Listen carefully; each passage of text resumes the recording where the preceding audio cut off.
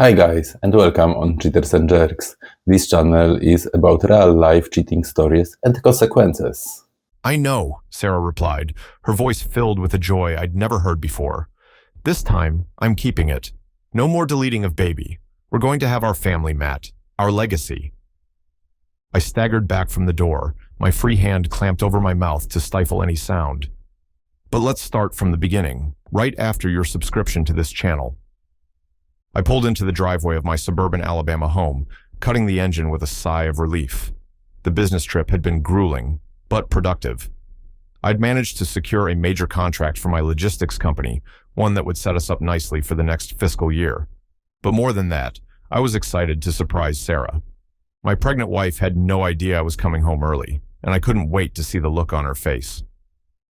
As I stepped out of the car, the warm Alabama air hit me like a wall. It was a stark contrast to the air-conditioned interior of my vehicle, and I could feel sweat beginning to bead on my forehead almost immediately. I loosened my tie and grabbed my briefcase from the passenger seat, then made my way to the front door. The house was quiet as I entered, which wasn't unusual. Sarah often took afternoon naps these days, the pregnancy sapping her energy. I set my briefcase down by the door and slipped off my shoes, padding quietly across the hardwood floor of the entryway. "Sarah?" I called out softly, not wanting to startle her if she was indeed sleeping. No response. I made my way towards the stairs, a faint sense of unease starting to creep over me. It was silly, I told myself. There was nothing to worry about. And yet, I couldn't shake the feeling that something was off. As I ascended the stairs, I heard it, a faint sound, barely audible. I paused, my hand on the banister, and listened intently. There it was again, a moan. My heart rate picked up, a cold sweat breaking out on the back of my neck. It could be nothing, I reasoned. Sarah could be having a bad dream, or maybe she was feeling ill from the pregnancy. But then I heard a name. Matt. Matt, Sarah's brother. What the hell was he doing here? I crept up the remaining stairs, my feet silent on the carpeted steps. The sounds were coming from our bedroom. The door was ajar, and I could see a sliver of light spilling out from the ensuite bathroom. My mind was racing, trying to come up with any explanation that wasn't the obvious one. Maybe Sarah had fallen, and Matt had come over to help. Maybe. But even as I thought it, I knew I was grasping at straws. I inched closer to the bathroom door, my heart pounding so loudly, I was sure they must be able to hear it. I peered through the crack, and in that moment, my entire world imploded. There, in our bathtub, the one I'd installed myself just last year, was Sarah, my wife. Naked, and wrapped around her, equally naked, was her brother Matt. They were kissing passionately, oblivious to my presence. I felt like I'd been punched in the gut. The air left my lungs in a silent whoosh, and for a moment, I thought I might pass out. But then, almost on autopilot, I reached for my phone. With shaking hands, I opened the camera app and started recording. "Oh, Matt," Sarah moaned, breaking away from the kiss. "I've missed you so much." Matt cradled her face in his hands, his thumbs caressing her cheeks. "I've missed you too, sis. It's been torture watching you with him." My stomach churned at the intimacy of their exchange. This wasn't some heat-of-the-moment mistake. This was something else entirely. Sarah giggled, a sound I'd always found endearing but now made me want to vomit. "Well, you won't have to watch much longer. Once the baby's born..." My ears were ringing. The baby. Our baby. Or not our baby. "I still can't believe it," Matt murmured, his hand sliding down to rest on Sarah's swollen belly. "A little piece of us, growing inside you." "I know," Sarah replied, her voice filled with a joy I'd never heard before. "This time, I'm keeping it. No more deleting of baby. We're going to have our family, Matt. Our legacy." I staggered back from the door, my free hand clamped over my mouth to stifle any sound. This time, there had been others, and she'd deleted them? "Do you think he suspects anything?" Matt asked, his voice low. Sarah laughed, the sound like nails on a chalkboard to my ears. "James, God, no, he's so wrapped up in his work, he barely notices anything. Besides, he's too trusting. It's almost too easy." "And what about Lisa?" Sarah asked, her tone suddenly serious. Matt scoffed. What about her? She's nothing. Just a cover, you know that.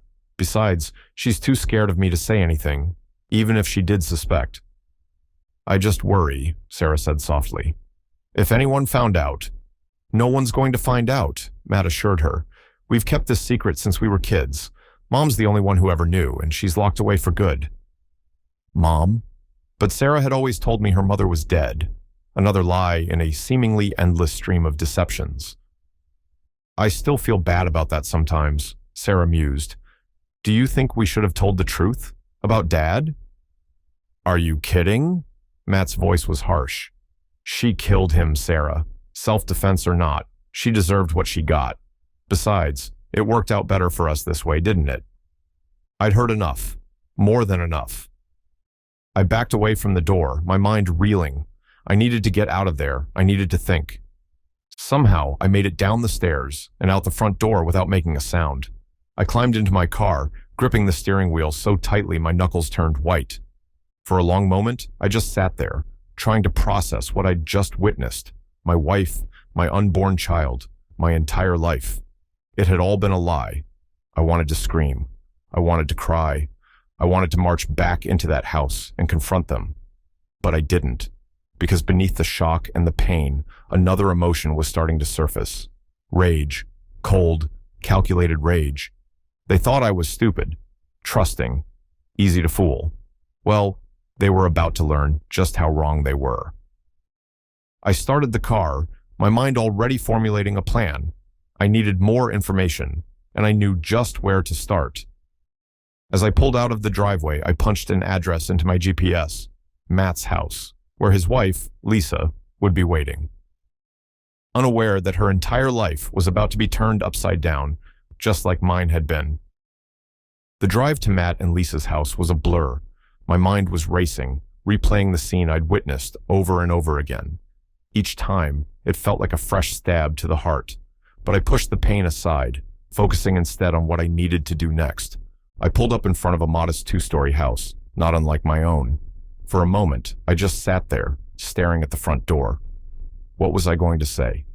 How do you tell someone that their entire marriage is a sham, that their husband is having an incestuous affair with his sister? Taking a deep breath, I stepped out of the car and made my way to the front door. I raised my hand to knock, then hesitated. What if Matt was here? But no, I reminded myself, he was still at my house, in my bathtub, with my wife. I pulled up to Matt's house, my knuckles white on the steering wheel. The rage coursing through my veins felt like liquid fire. I took a deep breath, trying to steady myself before I got out of the car. This was it, the moment of truth. I marched up to the front door, my footsteps heavy on the concrete path. Without hesitation, I pounded my fist against the wood, the sound echoing in the quiet neighborhood. The door swung open, and there stood Lisa. Her eyes were red and puffy, tear tracks staining her cheeks. She looked at me, confusion evident on her face. James, what are you? I didn't wait for her to finish. I pushed past her into the house, my phone already in my hand. You need to see this, I growled, shoving the device in her face. Lisa's eyes widened as she focused on the screen. I hit play, and the damning video began. Her expression morphed from confusion to horror in a matter of seconds. What the hell is this? She shrieked, suddenly throwing my phone across the room. It clattered against the wall, but I knew it wouldn't break. Are you showing me porn? What's wrong with you? I fixed her with a cold stare. Keep watching, I instructed, my voice flat and emotionless. Lisa's eyes darted between me and the phone on the floor. Hesitantly, she retrieved it, her hands shaking as she pressed play again. I watched her face, saw the moment when Matt's face became visible in the recording. The color drained from her cheeks, and she crumpled to the floor. No, she whispered, her voice barely audible. No, no, no. I stood there, watching as she broke down. Her sobs filled the room, her entire body shaking with the force of her grief. Despite my own pain, I felt a twinge of sympathy for her. She didn't know. She'd been played just as much as I had. After what felt like an eternity, Lisa's sobs subsided into hiccups. She looked up at me, her eyes red-rimmed and filled with a pain I recognized all too well. I, I suspected he was cheating, she admitted, her voice hoarse. But this, with his own sister, I couldn't have imagined. I sank down onto the couch, suddenly feeling exhausted. Yeah, well, neither could I. Lisa crawled over to sit beside me, both of us too shell-shocked to care about personal space. We sat in silence for a while, the weight of our shared betrayal hanging heavy in the air. What do we do now? Lisa asked, her voice small and broken. I turned to look at her, really look at her for the first time since I'd arrived. Her pain, her anger, her desperation, it all mirrored my own.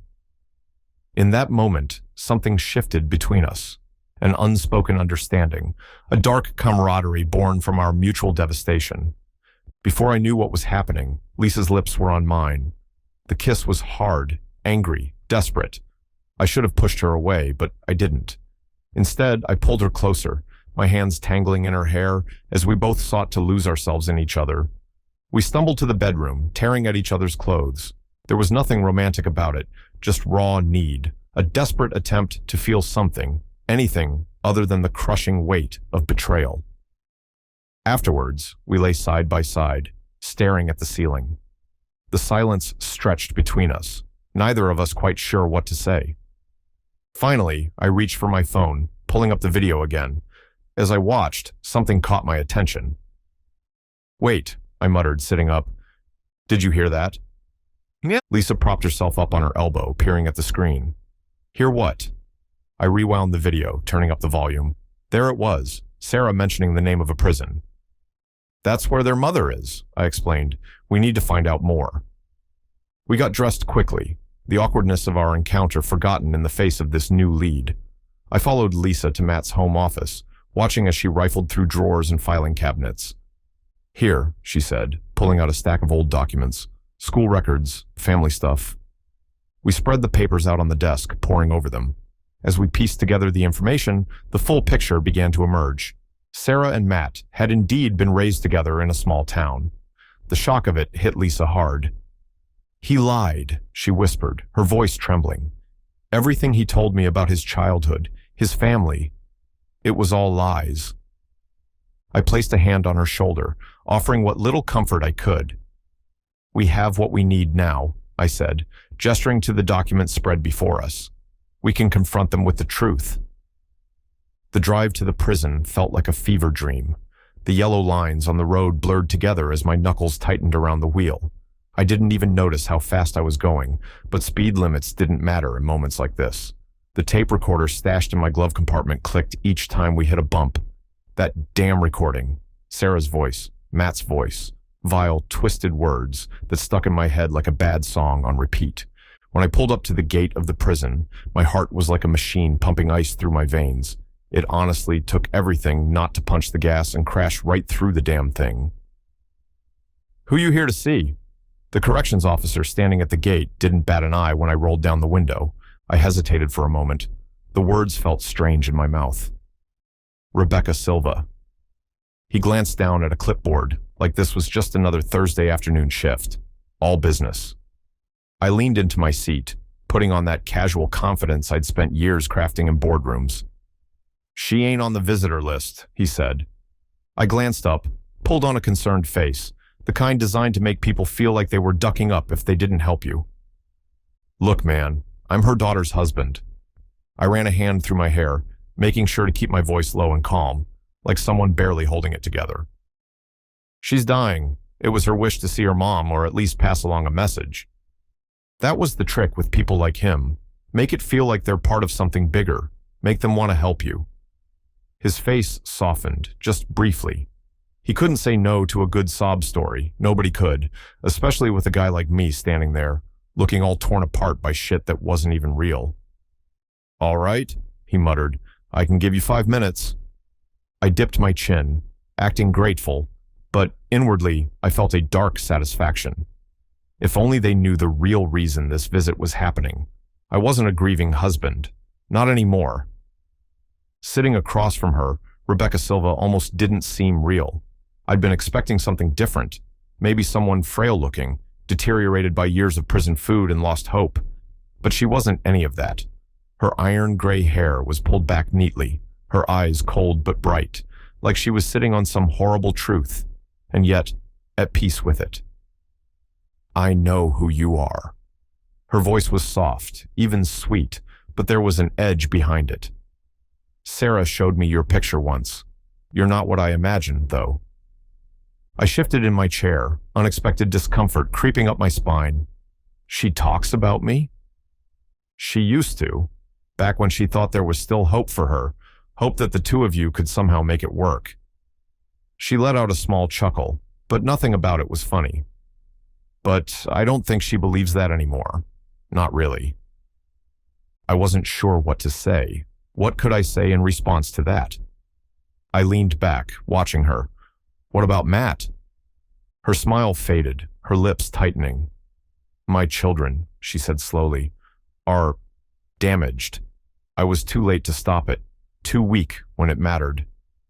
She locked eyes with me, her gaze suddenly intense and unforgiving. "But their father? He made them into this. He planted the seeds." "I know about him." My voice was low, even.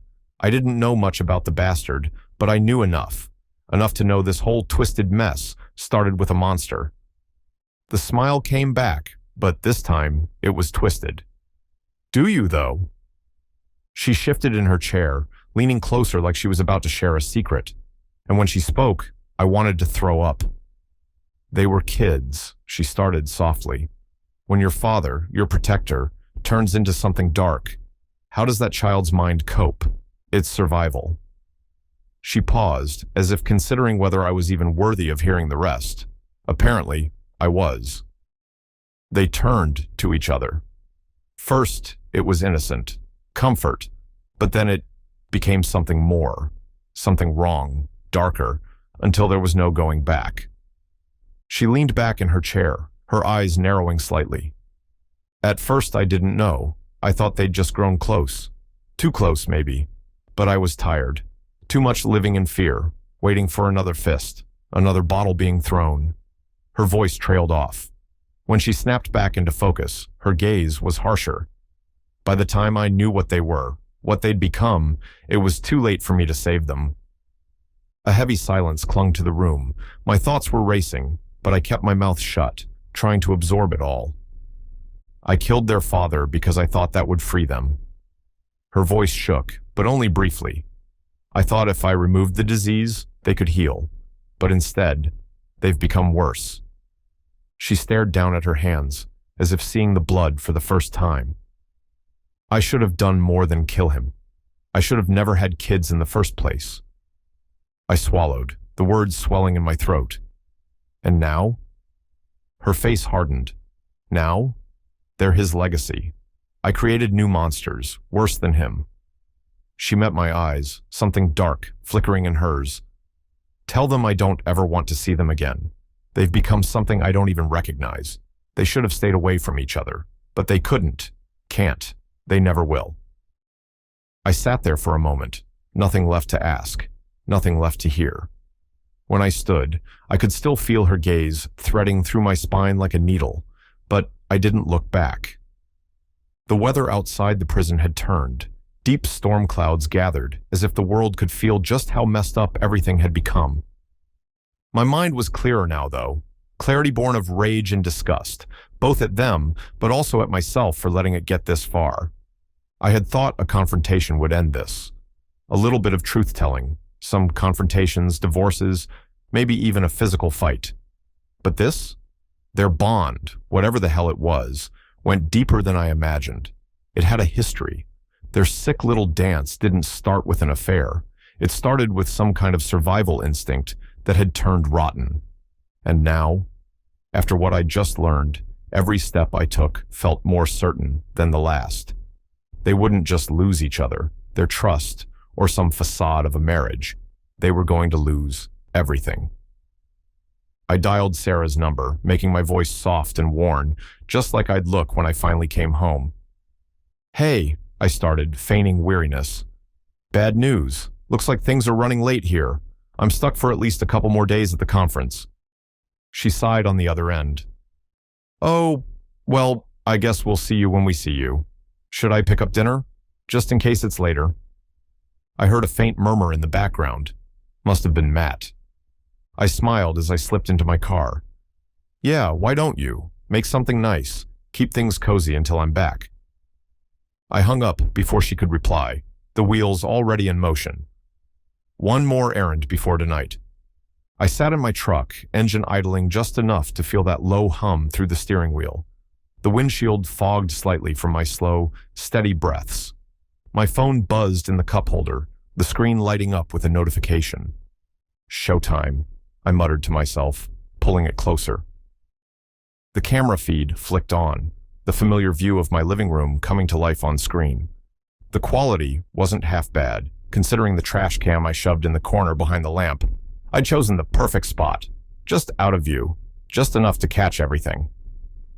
Matt walked into frame, his broad shoulders moving like he owned the place, like he hadn't violated every boundary, every ducking sense of decency. Asshole. He reached towards the light switch. There it was. That little jerk of electricity did its job. The moment his finger touched the plate, the room lit up like Christmas. Except this tree wasn't blinking red and green. Matt's body convulsed, muscles firing off wildly as he hit the ground, limbs flailing like some broken puppet. I gripped the steering wheel tighter, my eyes fixed on my phone. Watched every single twitch, every single spasm. He gasped once, maybe twice, before his body stilled. Breathe. My phone wobbled in my hand, and a splash of hot breath fogged the glass. Sarah's panicked scream stabbed through my earpiece, her feet pounding across the hardwood floor, into view now as she dropped beside his lifeless shape.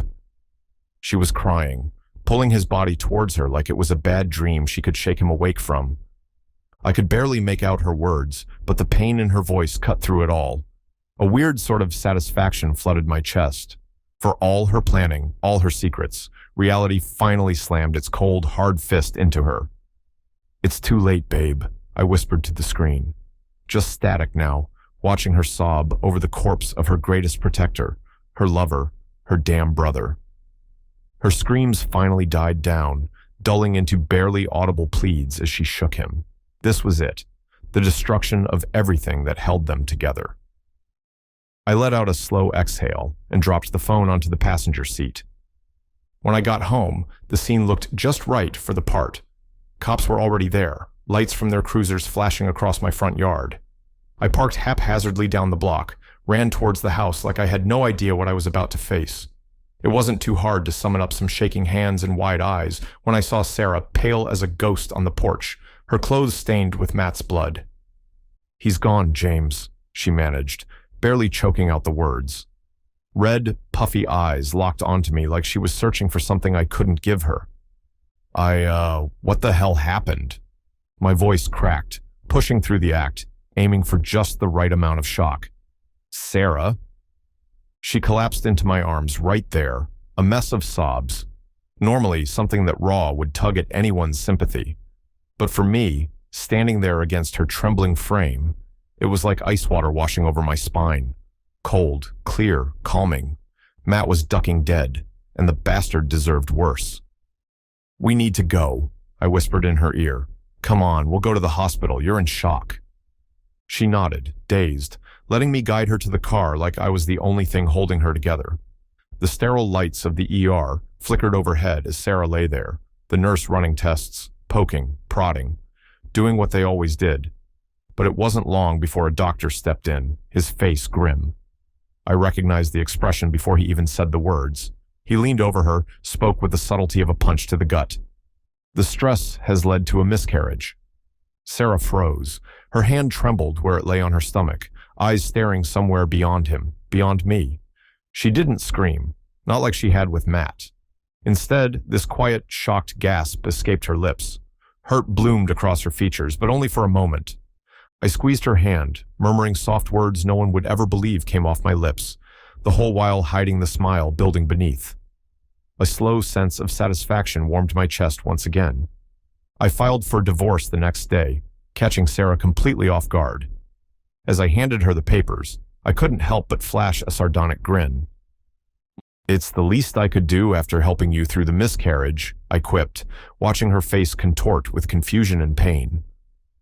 Sarah tried to protest, her mouth opening and closing like a fish out of water, but I wasn't having any of it. Months of pent-up anger and disgust came pouring out. "Save it, you incestuous freak," I spat. "Did you really think I wouldn't find out about you and your brother? How long were you planning on playing happy family while ducking your own blood behind my back?" Her face paled, eyes widening in horror. "That's right, I know everything. The abortions, the lies, all of it. You're nothing but a sick, twisted bitch who doesn't deserve an ounce of happiness." Sarah's legs gave out, and she collapsed onto the couch, tears streaming down her face. But I felt no sympathy, only a cold satisfaction. "Have a nice life, Sarah. I hope it was worth it."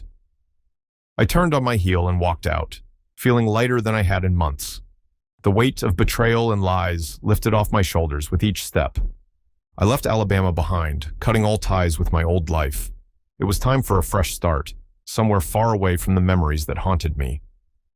Months later, I found myself in a new city, trying to rebuild my life. As I wandered through a local park, lost in thought, a familiar face caught my eye. It was Lisa, pushing her son on a swing. Our eyes met, and in that moment, a silent understanding passed between us. We'd both survived the storm, emerging battered but unbroken. We started talking, hesitantly at first, then with growing ease. There was comfort in shared experiences, in knowing someone else had walked through the same fire. As time passed, Lisa and I grew closer. We found solace in each other's company, slowly piecing together the shattered remnants of our lives. Her son became a bright spot in my days, his innocent laughter a balm for my wounded soul. Years flew by, and I found myself reflecting on that fateful day when my world imploded. The memory still stung, but the pain had dulled to a distant ache. Now, I watched Lisa's belly swell with our child, a testament to new beginnings and second chances. A twisted sense of justice settled in my gut, knowing that Sarah and Matt's legacy had ended with them. Their poisonous bloodline wouldn't continue, while I was building a family based on trust and genuine love. I'd moved on, found happiness I never thought possible after the betrayal. But a part of me, that darkness born from pain and vengeance, remained. It was a reminder of the man I'd become to survive, a shadow that lurked beneath the surface of my newfound contentment.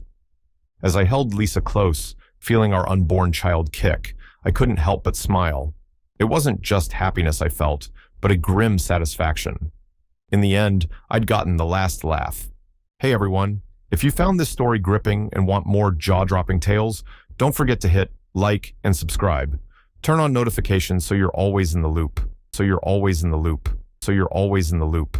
So you're always in the